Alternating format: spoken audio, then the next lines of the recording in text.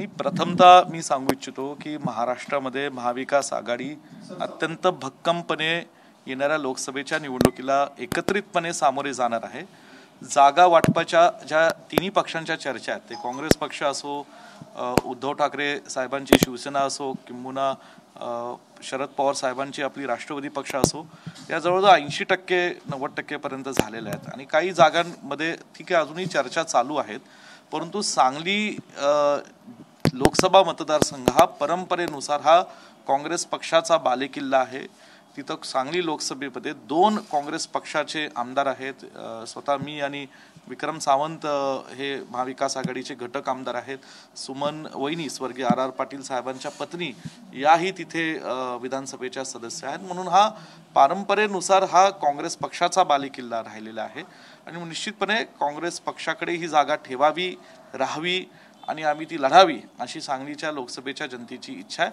आणि त्या पद्धतीने आम्ही आज पक्षश्रेष्ठींकडे आग्रह केलेला आहे आणि निश्चितपणे आम्ही ही जागा लढू एवढा मला आत्मविश्वास आहे। जर का ही जागा दुसऱ्या पक्षाकडे गेली आणि उमेदवार जर का काँग्रेसचा असला तरी तसंही चालणार आहे तुम्हाला? नाही, पण दुसऱ्या पक्षाकडे जाण्याचा प्रश्न उद्भवतच नाहीये, कारण पहिल्या दिवसापासून आम्ही काँग्रेस पक्षश्रेष्ठी असो, राज्यातले दिल्लीतले, आम्ही त्यांना स्पष्ट सांगितलंय की सांगलीची जागा ही काँग्रेसकडेच असली पाहिजे, त्याच्यात कसली तडजोड जाणार नाही। आणि ठीक आहे, इतर पक्षांनी त्यांची भूमिका कदाचित आमच्या राज्याच्या पक्ष नेत्यांकडे मांडली असेल। कोल्हापूरच्या जागेबाबतीत एवढंच मी सांगू इच्छितो, जर कोल्हापूरची लोकसभेची उमेदवारी आदरणीय श्रीमंत छत्रपती शाहू महाराज हे लढत असतील आणि ते काँग्रेस पक्षाच्या चिन्हावर लढत असतील तर त्याचा मनापासून आनंद हा काँग्रेस पक्षाच्या कार्यकर्त्यांना महाराष्ट्रभर आहे। महाराष्ट्राच्या जनतेला तो आनंद राहील आणि निश्चितपणे त्याचा फार मोठा एक चांगला मेसेज हा महाराष्ट्रामध्ये महाविकास आघाडीच्या माध्यमातून महाराष्ट्राच्या जनतेला जाईल।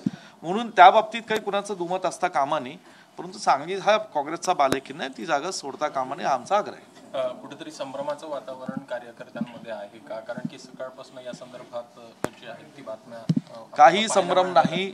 मी सांगलीच्या आमच्या जनतेला सांगितलेलं ही जागा काँग्रेसकडे आहे, काँग्रेस ही जागा लढणार आहे। आमच्या कार्यकर्त्यांना क्लिअर आम्ही मेसेज दिलेला आहे। धन्यवाद। थँक्यू।